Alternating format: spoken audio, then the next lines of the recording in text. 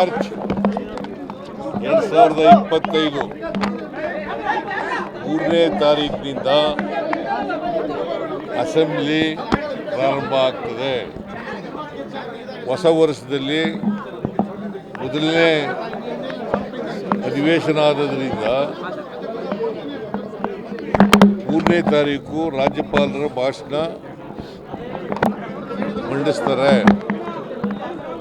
ಅವರು ರಾಜ್ಯಪಾಲರ ಭಾಷಣ ಮಂಡಿಸ್ತಾರೆ. ಅದರ ಮೇಲೆ ಚರ್ಚೆ ಮಂಗಳವಾರ, ಬುಧವಾರ, ಗುರುವಾರ ನಡೀತದೆ. ಶುಕ್ರವಾರ ಅಂದರೆ 7ನೇ ತಾರೀಕು ಶುಕ್ರವಾರ 25-26ನೇ ಸಾಲಿನ ಆಯವ್ಯಯವನ್ನು ಮಂಡಿಸ್ತೇನೆ. 25-26ನೇ ಸಾಲಿನ ಆಯವ್ಯಯ ಮುಂಗಡ ಪತ್ರವನ್ನು ಮಂಡಿಸ್ತೇನೆ. ತಾಳೆಯ ಏನು ಒಳ್ಳೆ ಬೆಂಕಿ ಬಿದ್ದವನ್ನ ಗಡ್ತಿಲ್ಲ. ಅದರ ಮೇಲೆ ಚರ್ಚೆ ನಡೆದು ಅದಕ್ಕೆ ಉತ್ತರನ ಮಾರ್ಚ್ ತಿಂಗಳ ಕೊನೆಯಲ್ಲಿ ಕೊಡ್ತೇನೆ. ಗೊತ್ತಾಯ್ತಾ? ಆಮೇಲೆ ಎಷ್ಟು ದಿನ ನಡೆಸಬೇಕು ಅನ್ನೋದ್ರ ಬಗ್ಗೆ ಬಿಸ್ನೆಸ್ ಅಡ್ವೈಸರಿ ಕಮಿಟಿನಲ್ಲಿ ತೀರ್ಮಾನ ಮಾಡ್ತೀವಿ.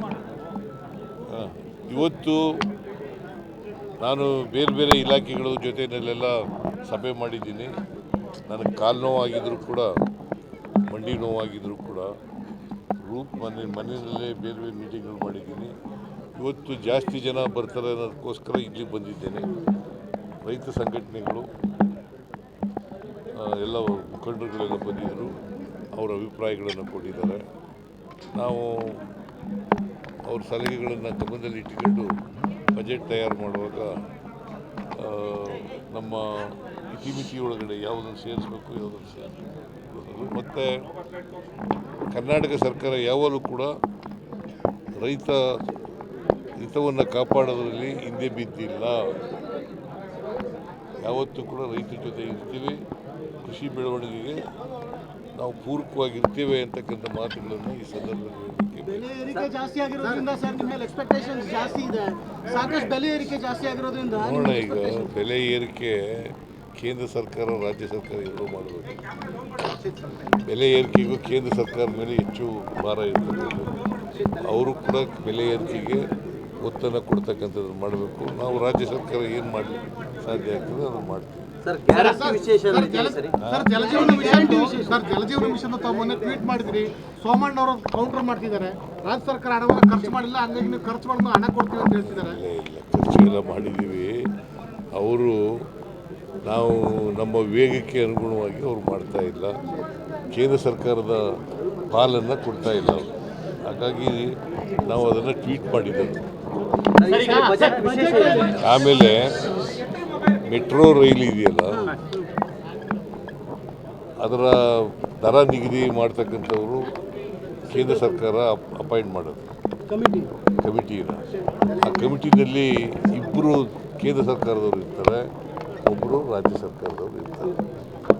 ಅಟಾನಮಸ್ ಬಾಡಿ ಆದರೂ ಕೂಡ ಅದು ಮೆಟ್ರೋ ರೈಲನ್ನು ಕೇಂದ್ರ ಸರ್ಕಾರ, ರಾಜ್ಯ ಸರ್ಕಾರ ಎರಡೂ ಸೇರಿ ಮಾಡತಕ್ಕಂಥದ್ದು. ಬೆಲೆ ನಿಗದಿ ಮಾಡೋರು ನಾವು ಪ್ರಪೋಸಲ್ ಕೊಡ್ತೀವಿ, ಬೆಲೆ ನಿಗದಿ ಮಾಡಿ ಅಂತ ಹೇಳೋದು ಅಷ್ಟೇ. ಬಟ್ ಬೆಲೆ ನಿಗದಿ ಮಾಡ್ತಕ್ಕಂಥ ಕಮಿಟಿ ಇದೆಯಲ್ಲ ಅವರು ಮಾಡೋದು, ಅದ್ರ ಚೇರ್ಮನ್ ಅಪಾಯಿಂಟ್ ಮಾಡೋರು ಕೇಂದ್ರ ಸರ್ಕಾರ. Retired high court judge of the Tamil Nadu. Sir, ಈಗ ಸರ್ ಅನ್ನಭಾಗ್ಯದು 5 ತಿಂಗಳಿಂದ ಬಂದಿಲ್ಲ ಹಣ, ಗೃಹಲಕ್ಷ್ಮಿದು 3 ತಿಂಗಳಿಂದ ಬಂದಿಲ್ಲ ಅನ್ನೋ. ಯಾರು ಹೇಳಿದ್ರು? ಬಂದಿಲ್ಲ. 5 ತಿಂಗಳು ನೋಡಪ್ಪ, ಯಾವುದನ್ನು ಕೂಡ ನಿಲ್ಲಿಸೋ ಪ್ರಶ್ನೆನೇ ಇಲ್ಲ. ನಂಬರ್ 1 ಪಾವತಿ ಮಾಡದೇ ಹೋದ್ರೆ ಮಾಡ್ತೀವಿ. 5 ತಿಂಗಳು 3 ತಿಂಗಳು ಪೆಂಡಿಂಗ್ ಇದೆ ಅಂತ. ನೋ ನನಗೆ ಗೊತ್ತಿಲ್ಲ, 3 ತಿಂಗಳಿಂದ ಪೆಂಡಿಂಗ್ ಇರೋದು ಗೊತ್ತಿಲ್ಲ. ಕೂಡಲೇ ಬಿಡುಗಡೆ ಮಾಡಿಸ್ತಾರೆ. ಸರ್ ಮೂಡಾದಲ್ಲಿ ಆಲ್ಮೋಸ್ಟ್ ನಿಮಗೆ ಕ್ಲೀನ್ ಚೀಟ್ ಸಿಗ್ತಾ ಆರೋಗ್ಯ ಆಗಿದೆ ಸರ್.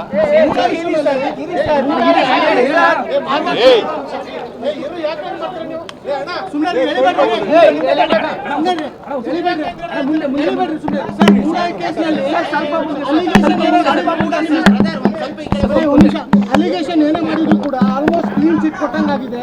ಲೋಕಾಯುಕ್ತ ಪೊಲೀಸರು ಕೂಡ ಗೊತ್ತಿಲ್ಲ, ನನಗೆ ಗೊತ್ತಿಲ್ಲ. ಆರೋಗ್ಯ ಹೇಗಿದೆ ಸರ್? ಇಂಪ್ರೂವ್ ಆಗ್ತಾ ಇದೆ, ಪೇಯ್ನ್ ಕಡಿಮೆ ಆಗ್ತಾ ಇದೆ, ಟ್ರೈನ್ ಆಗಿರೋದ್ರಿಂದ